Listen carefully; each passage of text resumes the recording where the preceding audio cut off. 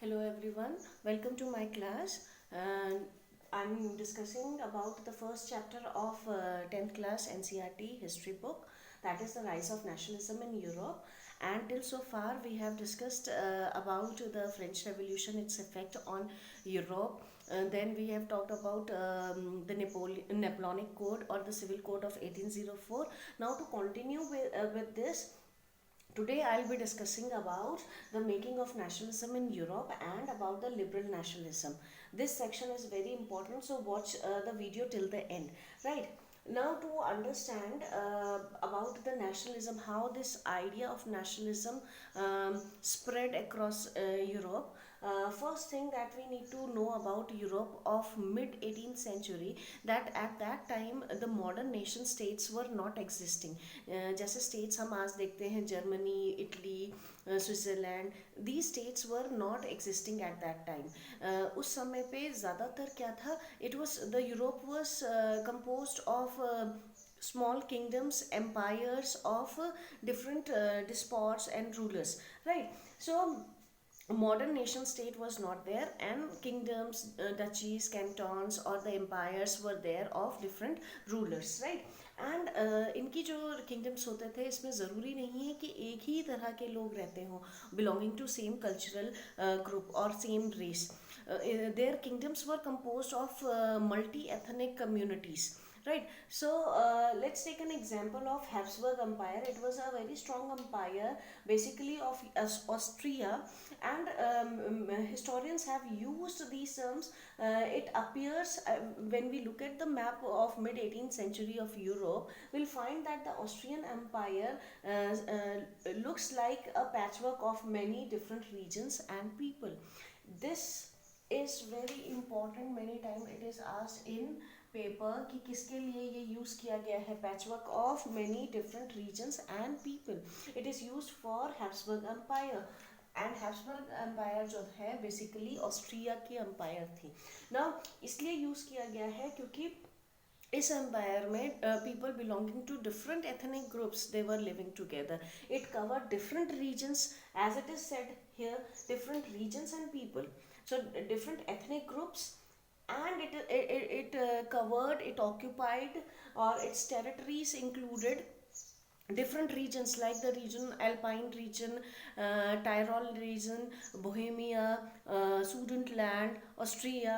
तो अलग अलग रीजन्स को कंबाइन करके जो जैसे जैसे इस एम्पायर में एरिया जीतते गए होंगे, रीजन्स जीतते गए होंगे, उन्हें अपनी एम्पायर में, अपनी टेरिटरीज में कन्वर्ट किया. लेकिन वहाँ के लोगों का जो डिफरेंट बैकग्राउंड था, तो वो ऐसा लगता था कि जैसे ऑस्ट्रियन एम्पायर में एम्पायर जो है वो एक पैचवर्क की तरह है, जहाँ पे अलग तरह के लोग रहते हैं, डिफरेंट डिफरेंट लोग रहते हैं, डिफरेंट रीजन्स हैं, right? So this shows that at that time in Europe mostly the empires were composed in such a way, right?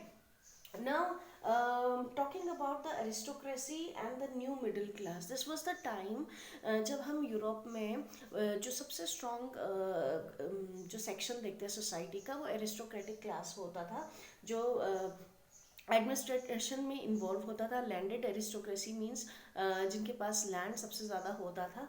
और उनके अलावा अगर हम एक और जो सेक्शन देखते हैं जो बहुत प्रोमिनेंट हुआ, वो था new middle class. This new middle class emerged because second half of the 18th century में इंग्लैंड में इंडस्ट्रियलाइजेशन स्टार्ट हुआ, and soon the European nations they also industrialized. They also industrialization took place in these nations also. लेकिन जैसे जैसे industrialisation का फैल रहा था हो अलग अलग रीजन्स में यूरोप के, वैसे वैसे एक न्यू मिडिल क्लास का इमर्जेंस हम देखते हैं. बिकॉज ये जो न्यू मिडिल क्लास थी, ये थोड़े पढ़ी लिखी क्लास थी, ये ट्रेडिंग में इन्वॉल्व थी. इसमें लोग एक जगह से दूसरी जगह यूरोप के ट्रेड करने जाते थे. So they were quite aware of the new things that were taking place. The ideas, the modern ideas were circulated by them, and if you remember in French Revolution also the middle class played a very important role.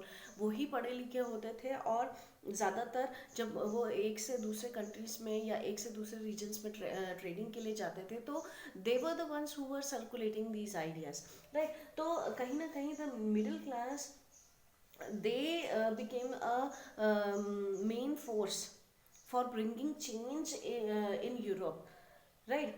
Now, this middle class, what did liberal nationalism stands for them?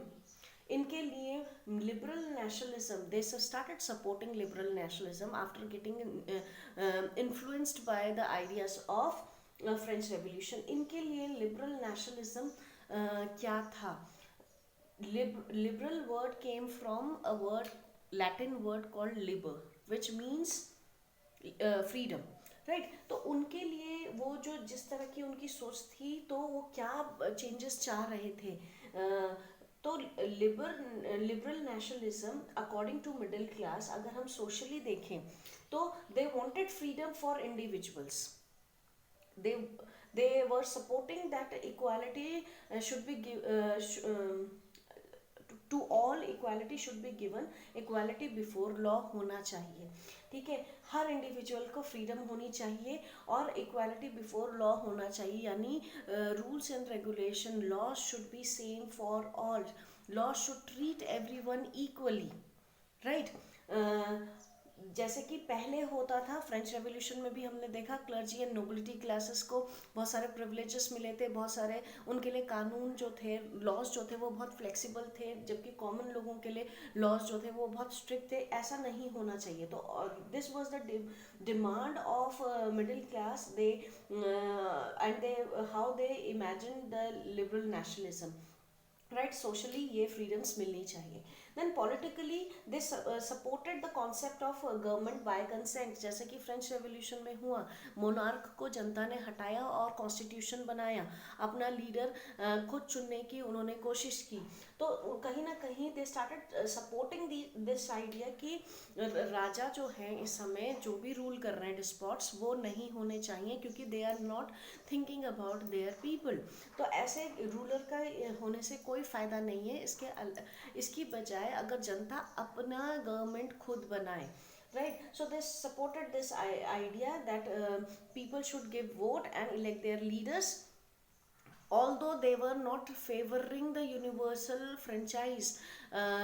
वो इस चीज़ भले ही चाहते थे कि government जो है वो voting द्वारा बनाई जाए, लेकिन कहीं ना कहीं वो यूनिवर्सल फ्रेंचाइज को सपोर्ट नहीं कर रहे थे, क्योंकि अभी भी the voting rights for women, क्योंकि फ्रेंच रेवोल्यूशन में भी हमने देखा कि जो वोटिंग राइट्स थे वो डायरेक्टली विमेन क्लास को नहीं दिए गए थे. They were still considered as passive citizens.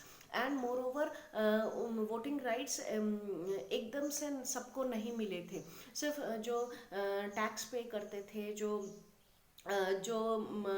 जिनके पास थोड़ा लैंड प्रॉपर्टी थी, उनको ये राइट्स ज़्यादा मिले थे. तो अभी भी फुल्ली जिसे हम कहें कि वोटिंग राइट्स की बात वो लोग कर रहे थे वो नहीं था, लेकिन वो ये चाहते थे कि एटलीस्ट द लीडर हु और at least the ruler who rule the nation should be elected by people. So this was how they were imagining nationalism, कि अगर नेशनलिज्म से हम चेंज ला सकते हैं पॉलिटिकली तो वो ऐसा होना चाहिए. Now economically, when we talk about liberal nationalism, what stands for them was freedom of market. Market जो भी उस समय, क्योंकि व्यवस्था इस तरह की थी कि सारे जो मार्केट्स थे वो एम्परर्स या जो रूलर्स होते थे, डिस्पॉट्स होते थे, वो कंट्रोल करते थे. Not only the markets but वो स्टेट जो है वो इम्पोज करता था restriction on the movement of goods and capital. किसी को भी ट्रेडिंग के लिए एक जगह से दूसरी जगह जाना है, कितना टैक्स पे करना है, इन सारी चीज़ों पे कंट्रोल किसका होता था? रूलर का. तो इन सब चीज़ों को अबॉलिश करना चाहिए और market should be free. Movement में रिस्ट्रिक्शन नहीं होनी चाहिए ताकि ट्रेड एंड कॉमर्स को प्रमोट किया जा सके. इस तरह के जो इनकी डिमांड थी, इस तरह की जो इनकी सोच थी, उससे एक एग्जाम्पल मैं आपको दे रही हूँ ज़ोल्वरिन का, कि किस तरह से वो लोग प्रॉब्लम्स फेस करते थे और कैसे उन्होंने सोल्यूशन निकाला. बेसिकली इन जर्मन स्टेट्स, एक स्टेट से दूसरे स्टेट जाने के लिए the trader was required to pay different taxes, और हर टैक्स, हर टोल टैक्स जो होता था वो डिफरेंट होता था, वो वेरी करता था एक प्रोविंस से दूसरे प्रोविंस, एक जैसा टैक्स नहीं होता था। अगर आप मेरे राज्य में आ रहे हैं तो आप, मैं मेरी मर्जी से जितना टैक्स लूँ वो मेरे पे डिपेंड करता है। आप किसी और राज्य में जाएंगे तो उस राज्य की सरकार जितना पैसा लेना चाहती है आपसे वो लेंगी, इस तरह से वेरी करता था, राइट। तो traders were facing many problem, not only this but in market also. अगर आप आप एक टेक्सटाइल मर्चेंट हैं और अगर आपको कपड़ा बेचना है, एक जगह से दूसरी जगह अपना सामान लेकर जाना है, तो हर जगह पे जो यूनिट ऑफ मेजरमेंट है वो डिफरेंट होता था। जैसे एली एक टर्म यूज़ किया जाता है, it is basically use for the measurement unit, it is use as a measurement unit. जैसे हम बोलते हैं मीटर, सेंटीमीटर, किसी भी चीज़ को नापने के लिए, वैसे ही फ्रांस, ये जर्मनी में एली यूज वर्ड होता था, एली is, right, it is a unit of measurement. अब अगर आप एक स्टेट से आप मेरे स्टेट में आए, तो अगर आपने कपड़ा बेचना है तो एक एली लेट्स से 55.1 सेंटीमीटर है। अगर आप दूसरे राज्य में गए तो 1 एली इज इक्वल टू 51.1 है। तो इस तरह से कपड़ा जो जो मेजरमेंट है उसका कम ज़्यादा होता रहता था, एक प्रोविंस से दूसरे प्रोविंस या एक स्टेट से दूसरे स्टेट, जिसकी वजह से traders use to face many problems. So इन सारी प्रॉब्लम्स को सॉर्ट आउट करने के लिए what the German states have decided, there were 39 German state, छोटे बड़े जितने भी स्टेट्स थे, इन्होंने मिलकर एक यूनियन बनाने की सोची, and they formed a union, custom union बनाई उन्होंने, जिसका नाम था ज़ोल्वरिन। Now, custom union, and it was formed in 1834. इस यूनियन द्वारा अब ट्रेडिंग एक्टिविटीज़ को सुपरवाइज किया जाने लगा। कई तरह के जो टैरिफ्स थे उन्हें हटाया गया, ताकि जो movement of goods and people है वो आसानी से हो सके। सो all these changes that came, these changes came for the benefit of the common people, right? And it was not a sudden change, but जो ये चेंजेस आ रहे थे विचारधाराओं में, जो आइडियोलॉजीज में लोगों की सोच में बदलाव आ रहा था, उसकी वजह से ये सारे चेंजेस सोसाइटी में पॉसिबल हो पाए, socially, politically and economically. This is what nationalism, liberal nationalism stands for, the new middle class. And वो इस तरह के चेंजेस लाने में सफल हुए। It was not sudden but gradually they worked on these things, and धीरे धीरे धीरे धीरे पूरे यूरोप में इस तरह के बदलाव देखे जाने लगे, राइट। और यही आगे जाके मॉडर्न नेशन स्टेट्स को फॉर्म करने में इस तरह की आइडियोलॉजी ने ही हेल्प किया। This is how the nationalism, the idea of nationalism understood by the people in Europe differently in different spheres, economically, politically and socially, and this resulted in a long run, it resulted in a formation of modern nation states. With this I am concluding this topic. Please go through these points, because this is a very very very important topic, liberal nationalism. A long question comes on this topic, and a short question on this Habsburg Empire as a patch of many different regions and people.